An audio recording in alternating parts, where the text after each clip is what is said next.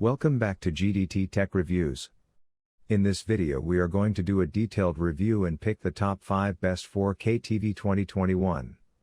So let us get started and the review based on our studies and small research. If you have any personal suggestion, do let us know in the comment section. If you are for the first time, don't forget to subscribe and click on the bell icon for more videos. We will be also providing affiliates link to purchase from Amazon. Kindly use to for best offers and purchase from anywhere in the world. So let's get started. The Sony X90J is an upper mid-range 4K LED TV. It's part of Sony's 2021 Bravia lineup, sitting below the Sony X95J, and it has many of the same features as the higher-end model but without as good performance. It's a future-proof TV as it comes with two HDMI 2.1 inputs that allow you to play 4K games up to 120 FPS from gaming consoles or PCs, but even though it's supposed to receive variable refresh rate, VRR, support in a firmware update, it doesn't have it yet. It comes with Google TV as its smart interface, which has a ton of apps you can download through the Google Play Store and has a user-friendly interface.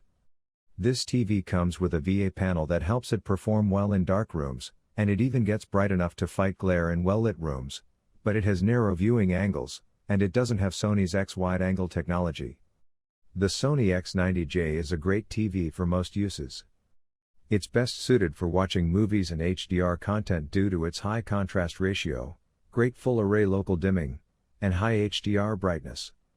It has low input lag, a fast response time, and a 120 Hz refresh rate, making it a great choice for gaming. However, you'll have to wait for its advertised VRR support. It's good for watching TV shows or sports because it upscales lower resolution content well and gets very bright to combat glare, but its narrow viewing angles make it less ideal for watching with a big group of people. The feet are set almost as wide as the TV, and there's no option to position them closer, so you need a fairly large surface to put the TV on. You don't need to screw them in, they just slide into the TV. Footprint of the 55-inch TV, 41.92 inches by 13.35 inches. The back looks very different from the Sony X900H. The TCL 6 Series/R635 2020 QLED is a flagship 4K LED TV. It's part of TCL's 6 Series lineup that includes the TCL 6 Series/R646 2021 QLED and the TCL 6 Series/R648 2021 8K QLED, and this model has Roku TV as its built-in smart interface. It's user-friendly and has a ton of apps available to download. It features mini LED backlighting that allows the screen to get bright, but even though it's meant to provide greater control over the local dimming zones, its full-array local dimming is mediocre. It has most advanced features people are looking for in a high-end TV, like a 120 Hz panel and variable refresh rate, VRR, support, but it doesn't have HDMI 2.1 inputs, so it's not future-proof for console gaming. The TCL 635 South African Rand is a very good overall TV. It's great for watching movies in dark rooms thanks to its fantastic contrast ratio, but sadly its local dimming feature causes blooming around bright objects. HDR content looks great as the TV displays a wide color gamut, and it gets bright enough to make highlights pop. The Samsung QN90A QLED is an excellent TV. It's Samsung's flagship 4K TV in their new Neo QLED lineup, which is an upgrade from their traditional QLED lineup because it uses mini LED as its backlighting. This allows the TV to get extremely bright, enough to combat glare or bring out highlights in HDR content, and it provides more control over its full-array local dimming feature. The local dimming does a great job at improving the picture quality, but you may notice there's some blooming around bright objects. It's packed with gaming features like FreeSync variable refresh rate support, VRR, and G-Sync compatibility. It also has HDMI 2.1 support, but some people may be disappointed that it's limited to one input. Despite having a VA panel, it has fairly wide viewing angles thanks to Samsung's Ultra Viewing Angle technology, so it should be a good choice for fairly wide seating arrangements.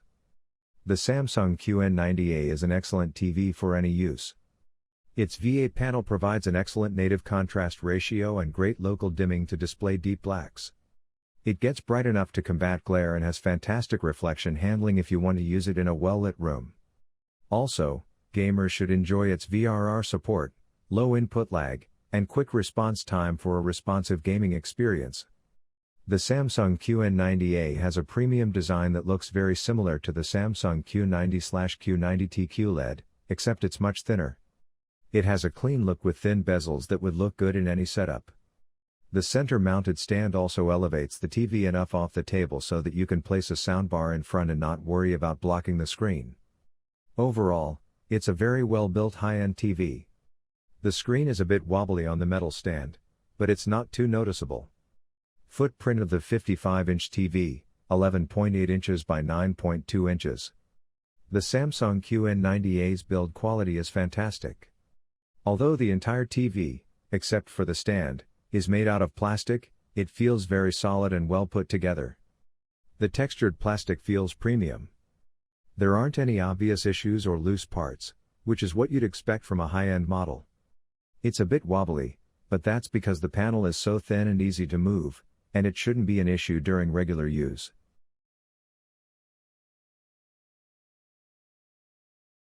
The LG C1 OLED is the 2021 replacement for the LG CX OLED. As expected, it's an amazing TV, but aside from a few minor tweaks and upgrades, like the new game optimizer settings, a redesigned Magic Remote, and a new version of WebOS, it performs about the same as its predecessor. Like all OLED TVs, it has self-lit pixels that can be turned off individually to produce an almost infinite contrast ratio, with dark inky blacks and no distracting blooming around bright objects. Unfortunately, the unit we tested has exceptionally poor out-of-the-box color accuracy, but that can vary between units, so we may have just gotten one with a bad panel. Our testing also confirmed that, unlike the higher-end LG G1 OLED, it doesn't have LG's new Evo panel. Despite these quibbles, the C1 still has a lot to offer, including a new setting for lower input lag, as well as a near-instantaneous response time and variable refresh rate, VRR, support. The LG C1 OLED is an amazing all-around TV. It has stunning picture quality thanks to its near-infinite contrast ratio, which is great for watching movies or gaming in the dark. The near-instantaneous response time makes motion look exceptionally clear in fast-moving games and sports, and its low input lag is great for gaming or use as a PC monitor.